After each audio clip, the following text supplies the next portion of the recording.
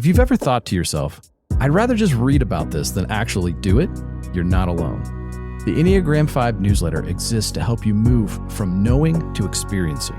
Every Saturday, you'll get insights designed to help fives grow without overwhelm. Sign up for free today at enneagram5.com/newsletter or visit the link in the description. Now on to the show.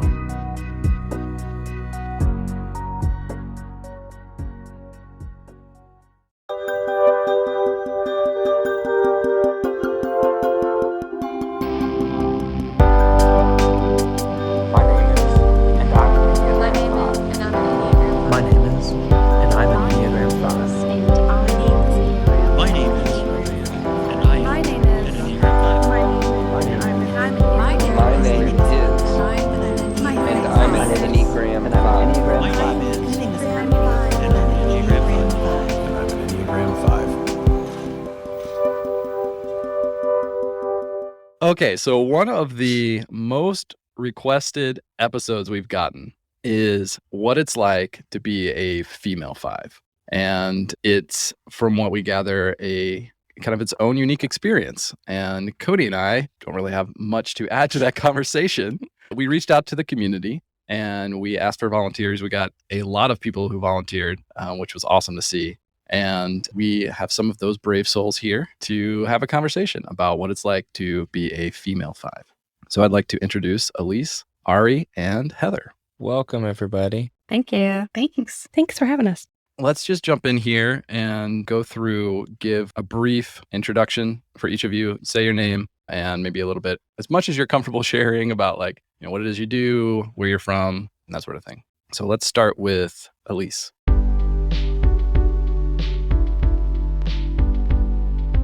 Hi, my name is Elise Zelmer. I live in Nashville, Tennessee, and I am a marriage and family therapist with a focus on intimacy issues and trauma. My name is Ari, and I am a floral advisor. There's not an official name for it, so it's hard to describe, but I basically operate a flower guillotine every day and put stuff in coolers, so. Hi, I'm Heather, and I live outside of Raleigh, North Carolina. I'm a copywriter, so I spend my days writing websites for businesses.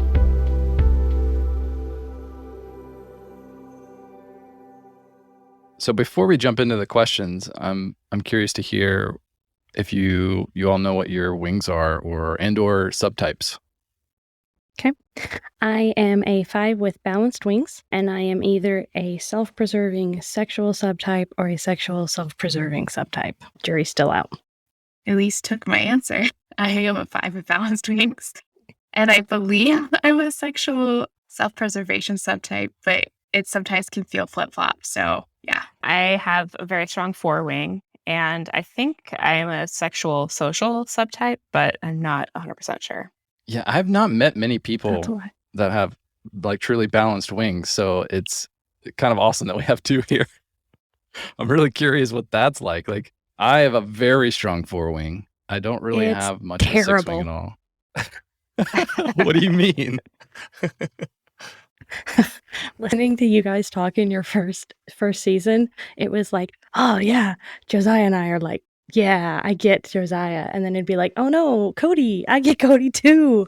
Because we get that creative side and that existential gap of oh no, emotions in a black hole on the floor and I don't have to go deal with them and I don't want to kind of thing that the 5 wing 4 gets.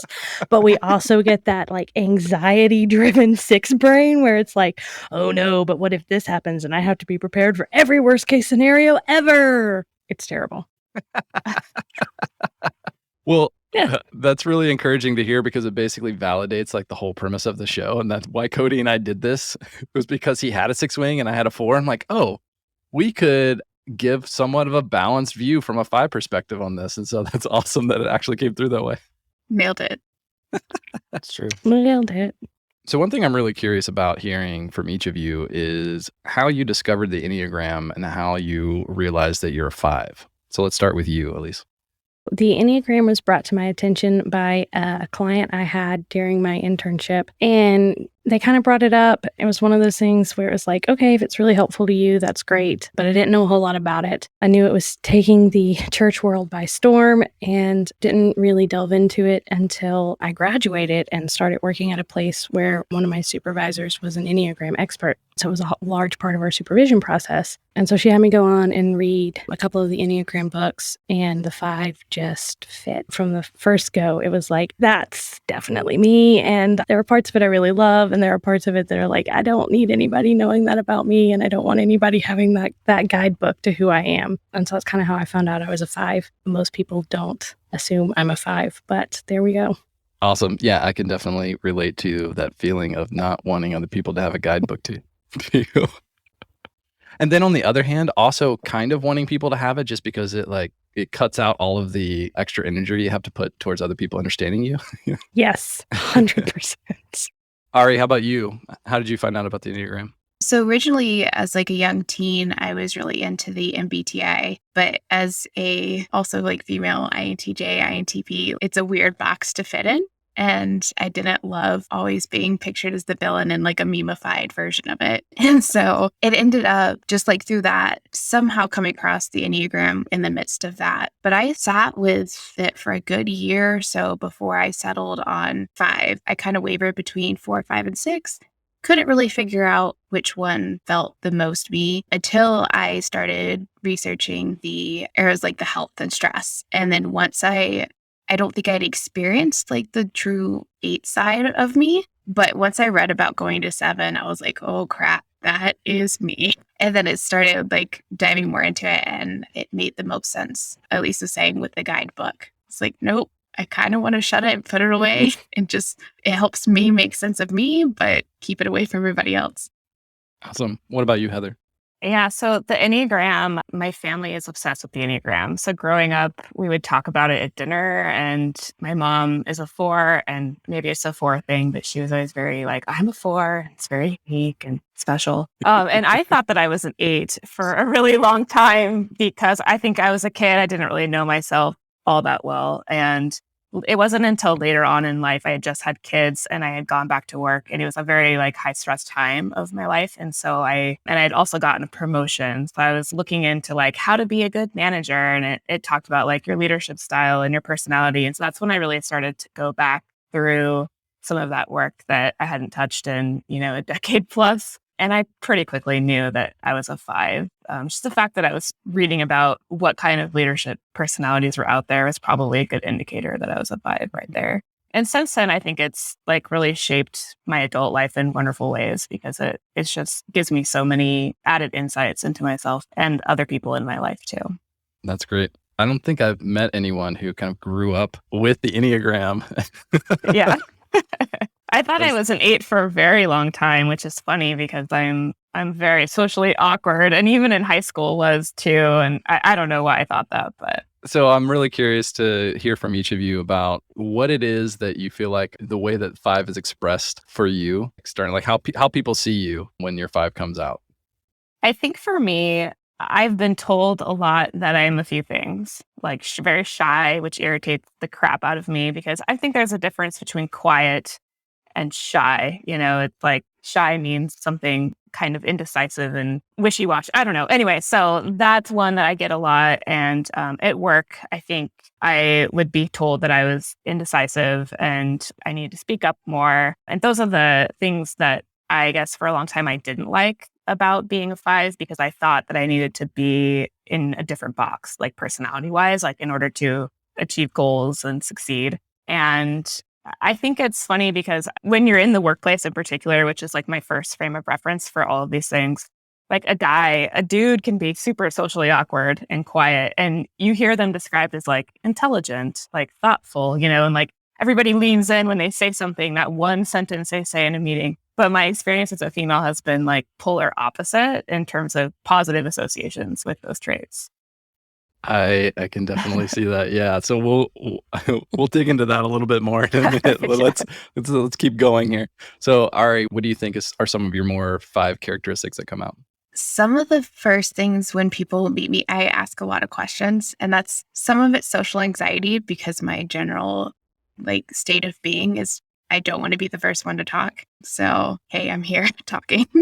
But yeah, it's just not my first go-to. I'd rather sit back and observe, which is something that has been said to me many times. And I think as a female, even more so, that because I do that, I come across as intimidating, which has been said to me on more than a handful of occasions. So I think like being really curious, and I'm also the first person in a room when people are throwing around theories and ideas. And it's just like, guys, we have Google in front of us. Like, let's at least look at what the actual facts are first and then base theories off of that. But they'll be going off of nothing.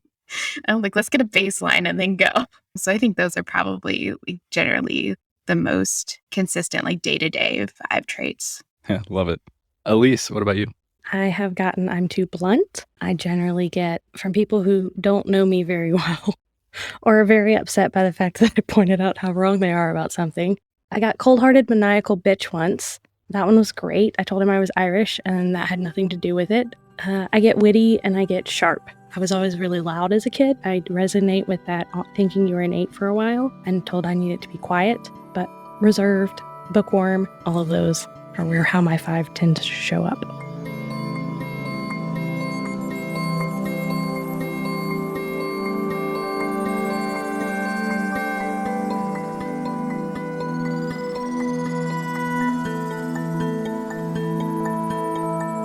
As a female 5, I've now realized that that's why I don't feel very feminine, because I'm not into feminine things, and I don't get overwrought about things, and I don't get very emotional. So that all feels not very feminine, and I'm not interested in feminine pursuits like sewing and decorating. Instead, I have my passions that I follow. They're more intellectual. And I think that's all part of my being a 5.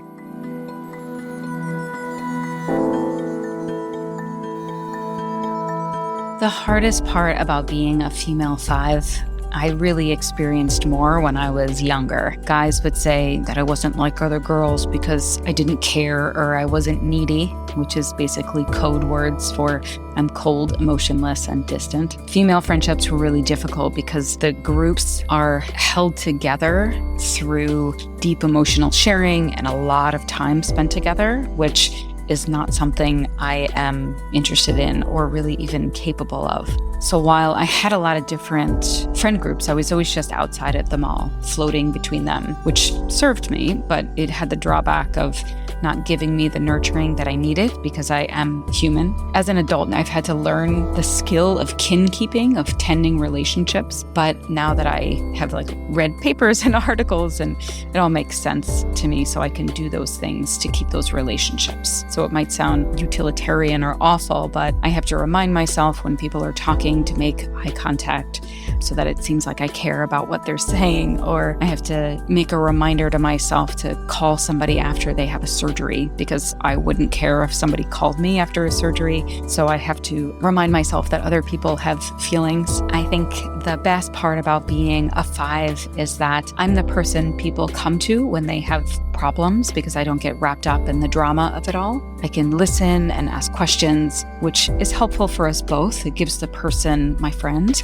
a witness, and it also gives me a role in the relationship that I can feel competent in.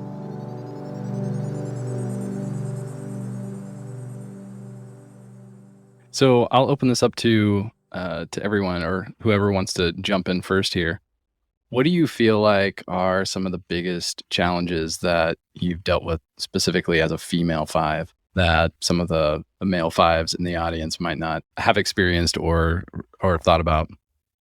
Yeah, so I think for me, I think it's one 5s in general kind of deal with, but I think there's a different side of it as a female, but that is for me, emotions are generally the biggest challenge and how people perceive how I feel them. So the expectation of those as a female, I generally come at it from a very logical perspective and don't emote in a way that people expect me to, which I think was spoken about in an episode previously. But there's, I think, a different expectation as a female to have very particular emotions about things and to show them in a very specific way. And people just don't know what to do when you don't give that to them. Whether it's sadness or excitement, anything in between, it's just yeah, people just don't know what to do with it. What's usually going through your head when you're in one of those situations? Like, I told you how I'm feeling. Like, I'm sorry, my face doesn't match that. Yeah. And it's just kind of weird to sit there. I actually had a conversation with my boyfriend about it the other day because long story short, have been coming off of medication, and one of the side effects is just bouts of crying. Like, that was the symptom that I had to prepare myself the most for, because I don't know what to do with it sometimes for myself if that's how I show emotion. I was having one of those bouts, and I was explaining to him, I was like, oh, it feels really big right now in this way, but I know that it's feeling this way because of this particular thing. It was like breaking it down outside of that. He was like, I don't know anybody who you're sitting here crying, but you're telling me why you're crying in the most logical way that you can. Like, you're emotional, but you're not emotional, and I don't understand it. But I was like, I don't know what to tell you. Like, this is just how it is. And that's basically what goes through my head every time. It's just like, this is just how it is. I don't know what to do with that.